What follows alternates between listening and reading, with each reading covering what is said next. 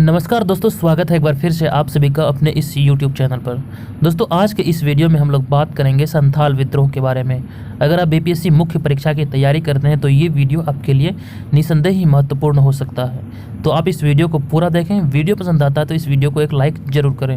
और दोस्तों, आपसे रिक्वेस्ट है, अगर आप मेरे चैनल पर पहली बार आए हैं तो प्लीज़ आप चैनल को सब्सक्राइब कर लें, क्योंकि इस चैनल पर आपको एजुकेशन से संबंधित वीडियो रोजाना प्रोवाइड किया जाता है। तो दोस्तों, चलिए देरी ना करते हुए शुरू करते हैं संथाल विद्रोह के बारे में। इनसे जुड़े हुए जितने भी महत्वपूर्ण बातें होगी मैं आपको इस वीडियो में बताने का प्रयास करूंगा। तो चलिए शुरू करते हैं। दोस्तों, संथाल विद्रोह जो हुआ था उसका कार्यकाल 1855 से लेकर 1856 तक माना जाता है। आप इसे याद रखें कि संथाल विद्रोह 1855 और 56 के बीच हुआ था। दोस्तों, इतिहास में इस विद्रोह को संथाल हुल या फिर संथाल विद्रोह के नाम से जाना जाता है। इसकी शुरुआत 30 जून 1855 को हुआ था।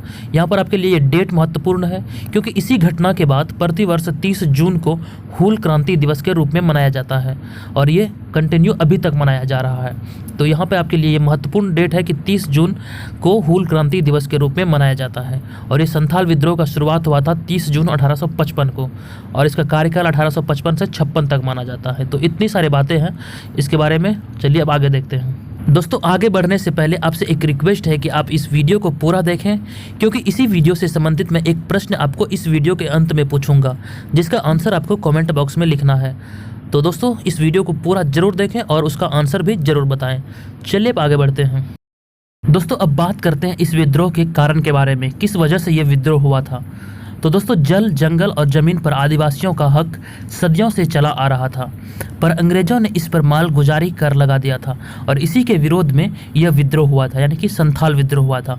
एक बार मैं फिर से रिपीट कर रहा हूँ कि जल, जंगल और ज़मीन पर आदिवासियों का हक सदियों से चला आ रहा था, पर अंग्रेजों ने इन पर मालगुजारी कर लगा दिया था। इसी के विरोध में यह विद्रोह हुआ था। दोस्तों, यह विद्रोह ब्रिटिश शासन काल में जमींदारों तथा साहूकारों द्वारा किए जाने वाले अत्याचार के खिलाफ किया गया था। आप इसे ध्यान में रखें कि यह विद्रोह ब्रिटिश शासन काल के दौरान हुआ था और इसमें जमींदारों और साहूकारों द्वारा जो अत्याचार किया जाता था उन्हीं के खिलाफ यह विद्रोह किया गया था। और आदिवासियों के विद्रोह में संथालों का यह सबसे सशक्त विद्रोह था। अब तक जितना भी आदिवासी विद्रोह हुआ था उनमें ये संथाल विद्रोह सबसे सशक्त माना जाता है।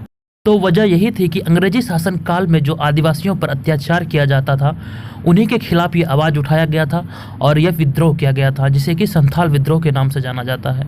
और इसका कार्यकाल 1855 से 56 तक माना जाता है। चलिए अब आगे देखते हैं।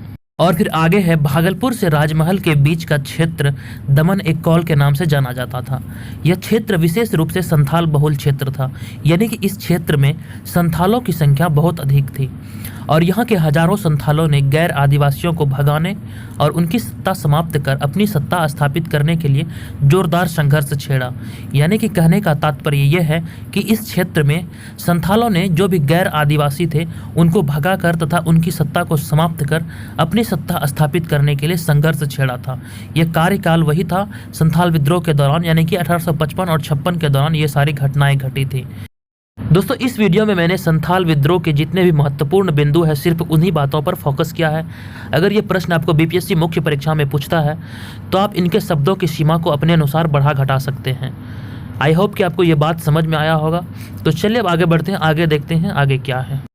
दोस्तों, यह विद्रोह संथालों के नेता सिद्धू तथा कान्हू के नेतृत्व में किया गया था। ये जो आपको स्टेच्यू में दिख रहा है इमेज में, यही है सिद्धू और कान्हू। दोस्तों, यह विद्रोह भूमिकर अधिकारियों द्वारा किए जाने वाले दुर्व्यवहार तथा जमींदार, साहूकार और आदि द्वारा किए जाने वाले दुर्व्यवहार और अत्याचार के खिलाफ किया गया था। मैंने आपको कुछ देर पहले ही बताया था कि अंग्रेजी शासन काल के दौरान जमींदारों तथा साहूकारों के द्वारा जो अत्याचार किया जा रहा था आदिवासियों पर, उन्हीं के खिलाफ ही आवाज़ उठाया गया था और ये विद्रोह किया गया था। तो आप इन सारे बातों को ध्यान में रखें, क्योंकि बीपीएससी प्रारंभिक परीक्षा में यहाँ से प्रश्न अक्सर देखने को मिलता है। चलिए अब आगे बढ़ते हैं। दोस्तों, अब बात कर लेते हैं कि इस विद्रोह का अंत कैसे हुआ था। यह विद्रोह यानी कि संथाल विद्रोह मुख्यतः बिहार और उड़ीसा के क्षेत्र में हुआ था। दोस्तों, अंग्रेज सरकार ने एक बड़ी सैन्य कार्यवाही के बाद 1856 ईस्वी में इस विद्रोह को दबाने में सफलता पाई थी। हालांकि इस विद्रोह को दबाने में काफ़ी मुश्किलों का सामना करना पड़ा था और फिर अंग्रेज सरकार 1856 में इस विद्रोह को दबाने में सफलता पाया था और फिर सरकार ने अलग संथाल परगना की मांग को मानकर क्षेत्र में शांति स्थापित की थी। तो ये था संथाल विद्रोह के बारे में। यहाँ पे मैंने आपको जितने भी महत्वपूर्ण जानकारी थी, जहाँ से अक्सर एग्जाम में प्रश्न देखने को मिलता है, सारे फैक्ट को मैंने यहाँ पे बताने का प्रयास किया है। आई होप कि ये वीडियो आपको पसंद आया। दोस्तों कमेंट के माध्यम से मुझे ज़रूर बताएं कि ये वीडियो आपको कैसा लगा। इस वीडियो में अगर किसी प्रकार की सुधार की ज़रूरत है तो प्लीज़ आप मुझे ज़रूर बताएं। और फिर आज के इस वीडियो का प्रश्न है कि संथाल विद्रोह का नेतृत्व किसने किया था। आपके ऑप्शन है शिबू सोरेन, मास्टर तारा सिंह, सिद्धू तथा कान्हू तथा जयपाल सिंह। आप अपना आंसर कमेंट बॉक्स में मुझे ज़रूर बताएं, क्योंकि जब भी कभी आप कोई चीज़ लिख देते हैं तो वो आपको लंबे समय के लिए याद हो जाता है। तो दोस्तों आप इसका आंसर कमेंट बॉक्स में ज़रूर लिखें। यह प्रश्न आपको इसी वीडियो से संबंधित है। अगर आपने इस वीडियो को ध्यानपूर्वक देखा है तो इसका आंसर आपको ज़रूर पता होगा।